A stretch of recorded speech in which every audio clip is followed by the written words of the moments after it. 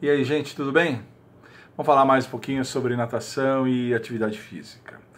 A coisa de uns dois vídeos atrás, 2 ou 3 vídeos atrás, eu abordei o assunto aquafobia, aquele medo que pode ser muito grande, totalmente irracional, que as pessoas têm de nadar, né? De entrar na piscina, essas coisas todas.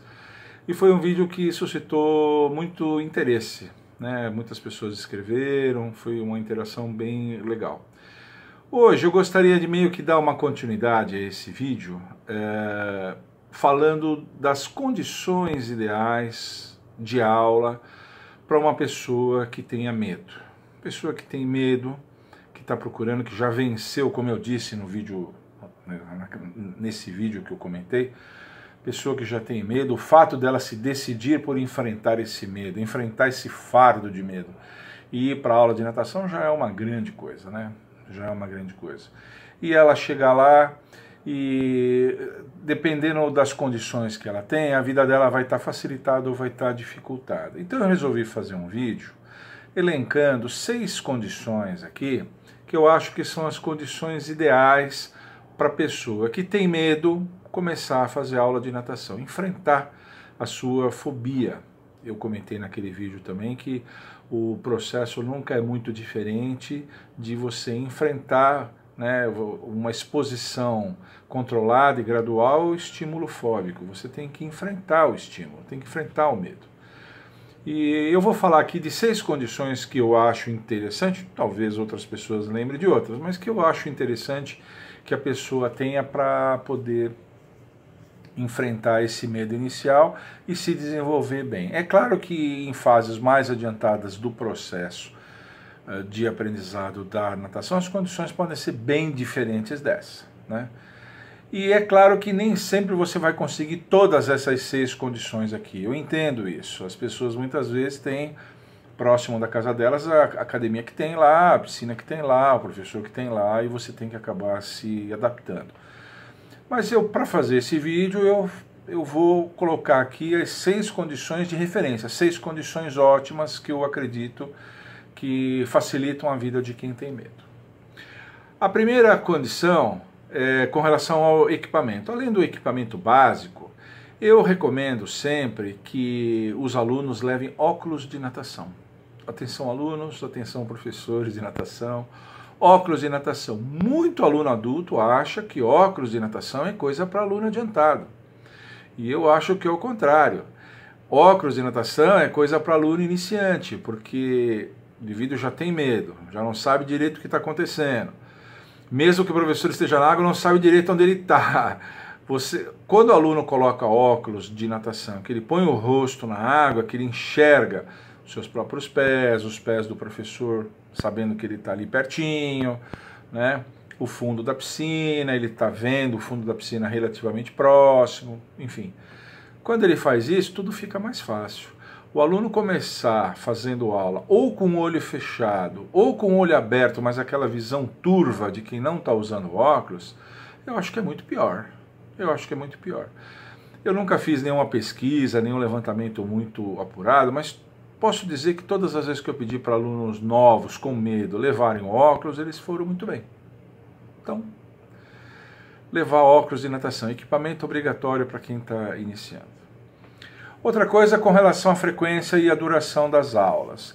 A duração das aulas pode ser a mesma de praxe, de 45 a 50 minutos, né? É difícil. Aulas de 1 hora acho que são um pouco longas, mas entre 45 e 50 minutos acho interessante, que é a duração média que as aulas têm mesmo. Agora, com relação à frequência, é que eu gostaria de dizer que é interessante que seja 3 vezes por semana. Quando eu fiz há muitos anos atrás um vídeo sobre as condições ideais do processo ensino-aprendizagem e com relação ao tempo que se leva para aprender a nadar ou não, eu já falei um pouco disso. Eu falava que o mínimo é 2 vezes e até 3 vezes, fica entre 2 e 3 vezes. Bem, se a nossa intenção é vencer o medo, e para vencer o medo temos que enfrentar o estímulo fóbico da melhor forma possível, a aula 3 vezes por semana é melhor. Você vai enfrentar esse seu medo, essa sua fobia mais vezes, mais frequentemente, e a tendência é que ela vá arrefecendo mais rapidamente. Então, alunos devem dar preferência a planos de 3 vezes por semana. Isso depende do plano. Tem plano de 1 vez por semana, 2, 3, 4, enfim. Então, fazer sempre aula 3 vezes por semana. Deem preferência a isso. Aí, como eu já ensinei também em outro vídeo, você vai lá, assiste uma aula e vê. Professor dentro d'água. Professor dentro d'água. Não dá, não dá. Aluno iniciante, já há uma discussão muito grande entre nós aqui, especialistas, vamos dizer assim, se o professor deve entrar ou não. Aluno simplesmente iniciante, aluno iniciante e fóbico, o professor precisa estar na água, precisa ter essa proximidade. O aluno tem que estar ao alcance da mão do indivíduo. O indivíduo deu uma escorregadinha, deu uma desequilibradinha, o professor segura, ajuda ele, está perto, está próximo, passa confiança, vai pedir para o aluno dar uma caminhadinha na piscina, caminha junto com ele, está sempre junto com ele. Isso seria o ideal. Professor dentro d'água, ouvindo o aluno em primeiro lugar, deixa o aluno falar, deixa o aluno expor o seu caso, deixa o aluno fazer as inferências, as especulações que ele acredita, de onde vem esse medo dele. Eu acho que o meu medo vem disso, eu acho que o meu medo vem daquilo. Eu comecei a perceber que eu estava com medo quando aconteceu isso, quando aconteceu aquilo. Ouvi sempre com muito respeito, né? O que para você é pedra, para o aluno é diamante. Eu já usei essa expressão também aqui. Então, o professor deve ser presente dentro da água, deve ser muito respeitoso, cauteloso, ficar muito atento com relação, cuidado com os escorregões logo de início, assim, aquele chão meio liso, né? Cuidado com os escorregões. Então, muito cauteloso. O professor tem que ter essas características especiais. Evidente, ele tem que ter outras também, mas essas 3 são absolutamente necessárias. Um professor que seja bom ouvinte, seja respeitoso e cauteloso. Tá?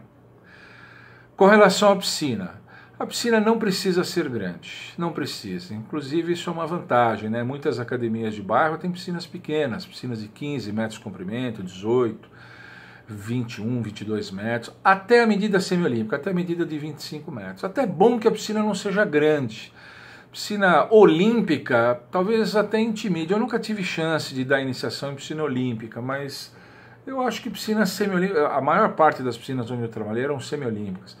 Eu acho que a piscina semiolímpica é uma medida boa. É uma medida boa. Semiolímpica ou até um pouco menor. Não precisa ser mais que isso. Profundidade da piscina é importante. Profundidade da piscina tem que ser entre o abdômen e o tórax. Não deve ser mais alta que isso, na altura dos ombros. É muita água. É muita água. As manobras vão ficar mais lentas, a água vai ficar muito perto das vias respiratórias do aluno logo no começo. Isso não é bom, o aluno vai ficar assustado. E também não pode ser muito baixo, viu, gente? Na cintura ou até abaixo da cintura, quase que um espelho d'água, aquela piscina de criancinha, não é bom. Entre o abdômen e o tórax, abaixo do osso externo aqui, abaixo do gradeado costal, né? Logo abaixo, aqui. É bom. Centro de gravidade dentro da água, vai ficar mais fácil entrar para os deslizamentos e fazer aquela manobra da retomada da posição em pé, fica mais fácil isso, fica mais fácil você dar ajuda. Mesmo alunos e alunas de estatura mais baixa conseguem fazer aula bem, alunos de estatura mais alta. Então, essa altura de piscina é uma altura boa, uma altura boa.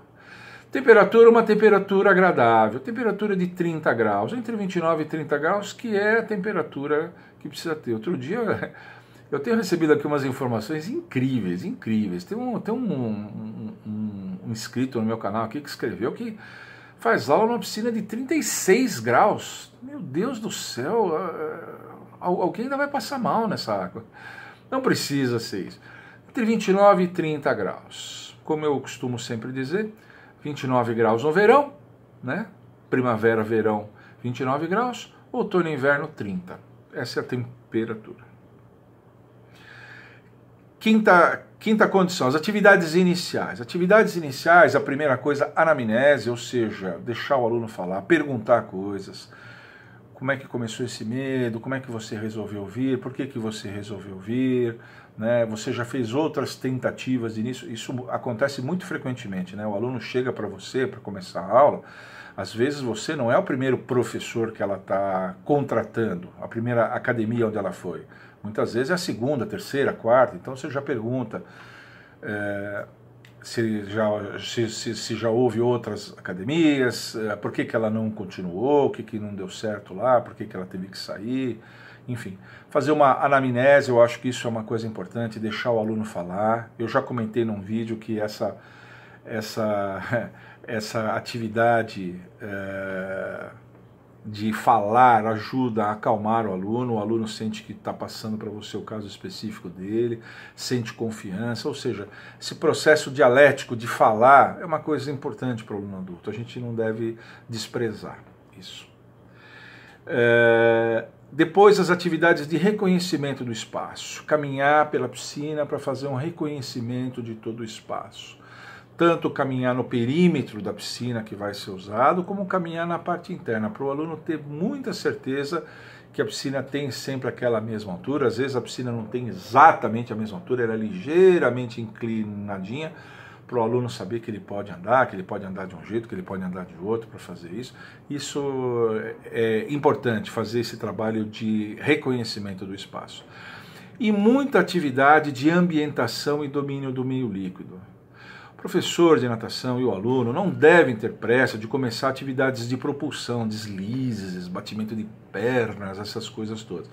Fazer muita atividade de adaptação, colocação do rosto na água, imersões no decúbito ventral, imersões agachando na piscina, imersões sentando no chão da piscina, voltando, segurando na mão do professor, ou segurando na escadinha, ou segurando em algum apoio que tenha, fazer essas atividades, muitas atividades de imersão, e nisso está a famosa atividade da retomada da posição vertical, essa atividade. Quer dizer, entre essas atividades de ambientação e domínio do meio líquido, essa manobra da retomada da posição vertical, que eu falo aqui até cansar, e vou continuar falando, porque ela é muito importante, ela na verdade é uma das atividades. Tem outras atividades que o professor pode fazer também. Entrada na piscina, o aluno senta na borda da piscina, você dá a mão para ele dá um pulinho e cai de pé dentro da piscina, assim, piscina rasinha, como eu falei, piscina aqui, né? Fazer essa entradinha, quer dizer, que a gente chama de equilíbrio recuperado, né? O aluno está sentado na piscina, ele desequilibra o tronco à frente para poder cair, recupera o equilíbrio dentro da piscina. Essas atividades, o professor deve dar várias aulas disso, várias aulas. Porque dominado o meio líquido, quando ele começa a perceber capacidade de sustentação, a capacidade de resistência, a capacidade de apoio momentâneo que a água dá, a resistência que a água tem, o fato de que a água é inerte, que ela não puxa. Tem aluno iniciante, uma vez um aluno meu, iniciante com medo, ele entrou na piscina, ele sentiu um desequilíbrio assim, nossa, professor, acho que a água está puxando. Ele achava que a água puxava.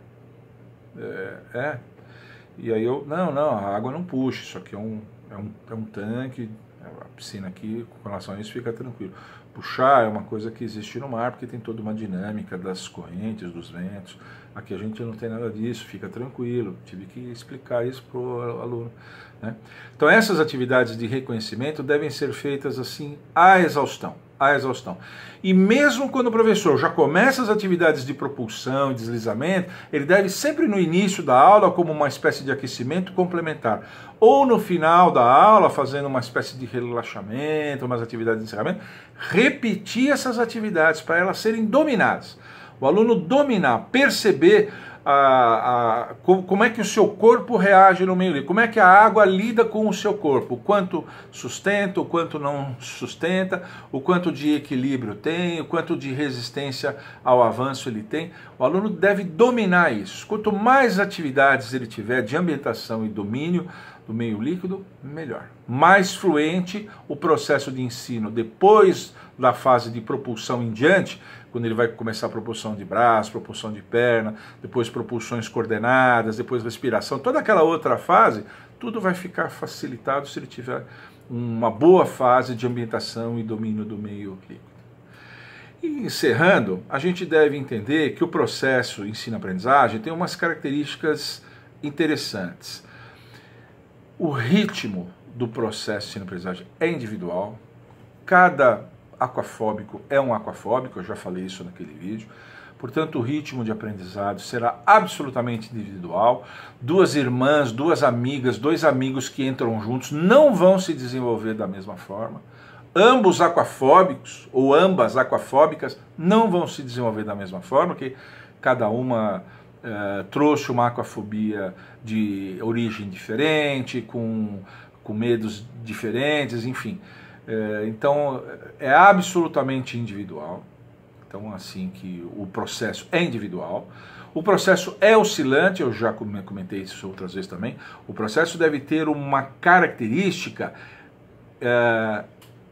em aclive, quer dizer, o processo, o aluno vai dominando cada vez mais o meio líquido, melhorando, descontraindo, mas nessa tendência geral em subida, vai haver umas oscilações, vai ter dia que vai estar um pouquinho melhor, vai ter dia que vai estar um pouquinho pior, vai ter dia que vai estar um pouquinho melhor, um pouquinho pior.